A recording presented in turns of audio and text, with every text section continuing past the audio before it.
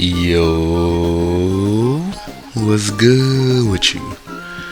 Back in black with another Enlisted video. If you guys are new to the channel and you enjoy shooting games just like me, make sure you aim for that like button and shoot that subscribe button as well. It'll help you find better teammates and improve skill-based matchmaking. At least I hope so. Today we are reviewing all the BR2 submachine guns for the Western Allies and Enlisted to see which of them is the best for you in your particular playstyle. Starting out with the M3A1 grease gun, this is evidently an upgraded version of the BR1's M3 grease gun by fixing a functionality problem with the cocking lever, being easier to maintain, being a lighter weapon overall, and of course being more reliable than the M3 grease gun. But gun lore aside, I'm sure a lot of you are wondering how these upgrades are translated into game stats. Unfortunately, the bullet velocity stays the same at an almost comical 265 meters per second, so understand that it will be most optimal to play at a closer range with this weapon lest you will have a lot of shot leading to do even out the medium range.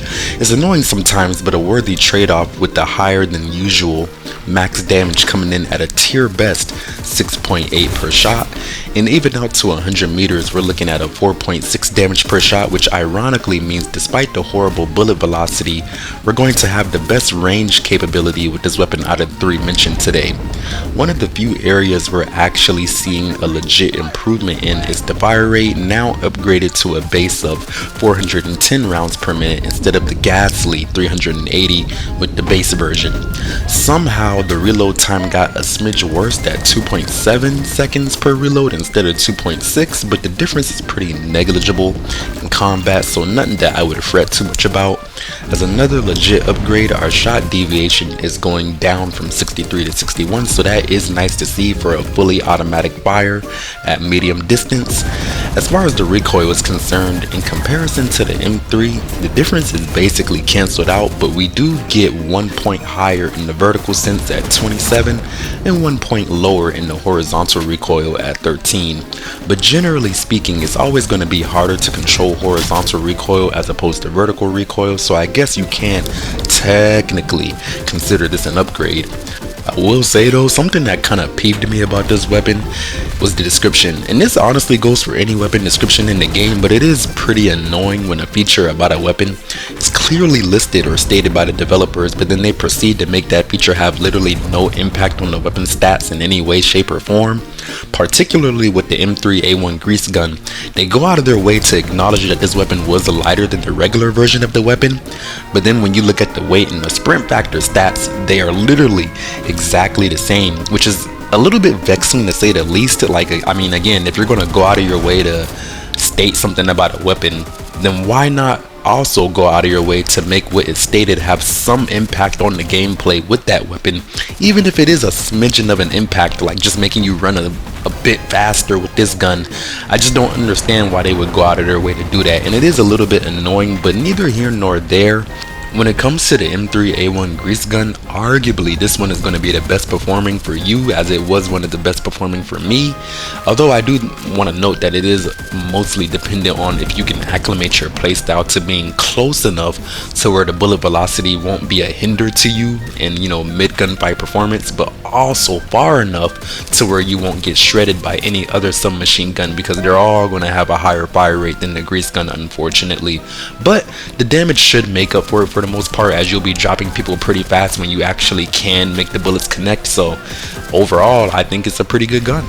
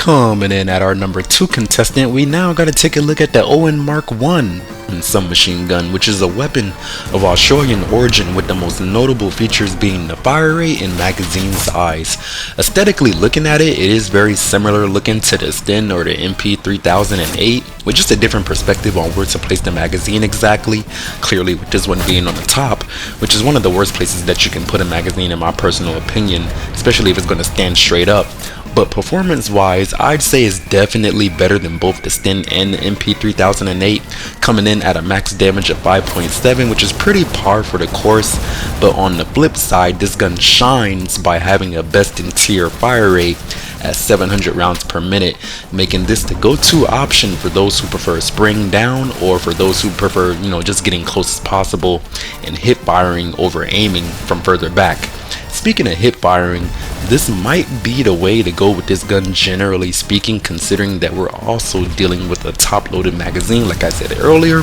which means a lot of your screen, basically half of it, is going to be obstructed when zooming in on a singular target. And considering that we have a bullet velocity still on the lower side, tied for a tier first 400 meters per second, aiming and leading horizontally moving targets at medium range will still be a bit of a cumbersome task with how subpar the aim sight picture is on this weapon. Not only do we have the top loaded mag, we're also looking through a little hole as well, which basically forces you to focus on a very small area of the screen. But I will acknowledge that 400 meters per second on the bullet velocity is way better than the M3A1 grease gun, but paradoxically, I did not feel better shooting people at further ranges with the Owen gun compared to the grease gun.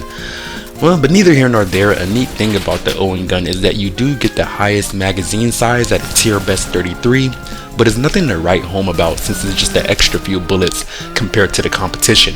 And the reload speed is tied for a tier worst, right in line with the grease gun at 2.7 seconds. The Owen gun also takes another measure to force you into closer range engagements by having a tier worst shot deviation at 87, so to avoid suffering from the wide cone of bullets when shooting in automatic fire, which I imagine most of you will be doing with this gun considering the fire rate,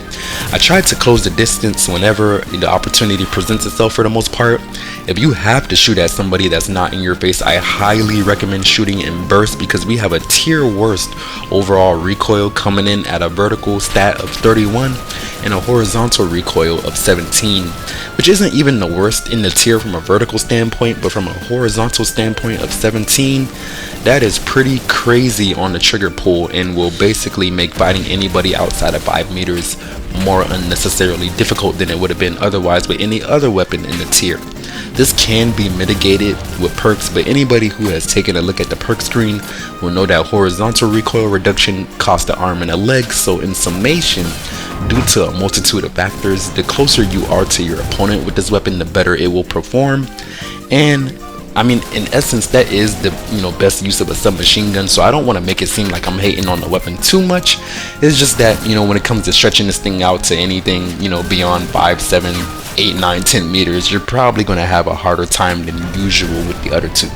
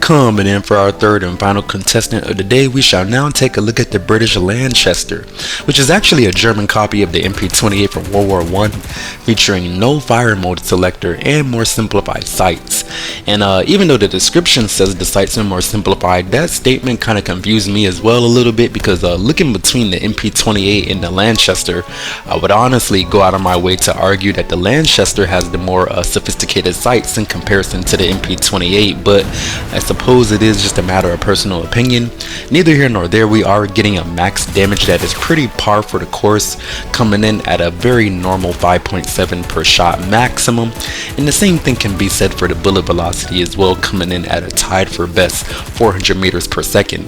The uniqueness starts to come into play with this gun, as you see that it will be looking to be a middle ground between the Owen and the grease gun, coming in at a fire rate of 600 rounds per minute, which is not too shabby if I do say so myself. The magazine size sits between the Owen and the grease gun, also at 32 respectively, but to complement our mag, we do get a tier best reload speed at 2.6 seconds, which is only a smidge better, but every moment counts when somebody is trying to kill you, wouldn't you agree? Very much keeping in that theme of being a middle ground between the grease gun and the Owen, we are also getting a shot deviation that is sitting right between the two at 84, which I will admit is only a smidge better than the Owen gun, but unlike the Owen gun, you are getting an exceedingly better aim down sight picture, which by itself is already extending the range capability of this weapon in comparison to the Owen gun. But you know, generally speaking, I would say you still want to play on the closer side. It's just that this gun is going to be way more adaptable, and even more adaptable than the grease gun, I would say.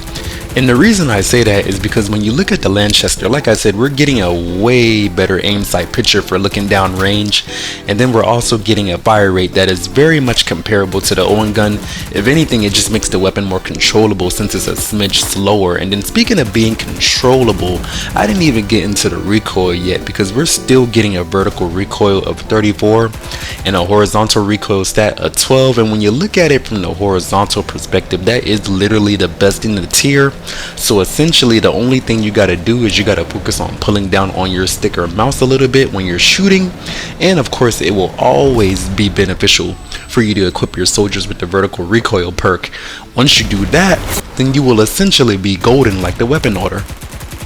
So when it comes to the overall rankings and then looking at all three of these weapons, the grease gun is definitely the strongest and has the best range capability. But with that range, you are sacrificing a lot of up close potential due to the really bad fire rate. So that is always something that should be heavily considered. The Owen gun, on the other hand, shines in the fire rate category in the max size, but with those benefits you are getting the cons of a top-loaded magazine, which will make it way harder to aim than it ideally should be otherwise in any given situation. This may matter to some more than others depending on how much you like to hip fire and how close you like to be to the enemy on any given life-to-life basis. But lastly, when it comes to the Lanchester, it might not have the best stats in terms of like time to kill or fire rate or damage, but it's not the worst in any of those categories either. And what it will do for you is make it easier to acquire your target as far as aiming is concerned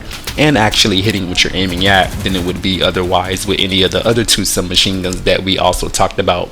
And for that reasoning and versatility, I am placing the Lanchester in first place. I am placing the M3A1 grease gun in second place, and of course I am placing the Owen gun unfortunately in third. But I will say the gaps between all three of these weapons are pretty close depending on your main playstyle. But at the end of the day, I just want you guys to know and understand that these are just my personal opinions. I am hoping with the combination of the gameplay, my explanations, and your own personal preferences for what you look for in a submachine gun can help you decide what you want to spend your silver on for equipping your soldiers and buying the same weapon over and over again, and also as far as what you want to spend your silver on for upgrading the same gun over and over again as well. Neither here nor there, I do appreciate you guys for watching. If you enjoyed the gameplay, found anything insightful or useful that I said, don't forget to aim for that like button and shoot that subscribe button as well. It'll help you find better teammates and improve your skill-based matchmaking. Oh, and if you know anybody or any friends that just started playing Enlisted recently, maybe they just got into the BR2 range, don't forget to show this video to them as well, as I'm sure they will find it very useful and be appreciative to you. And yeah, I'm gonna let the rest of this gameplay play out. Do appreciate you guys for watching, and I hope you have a lovely rest of your day. Black Guy out.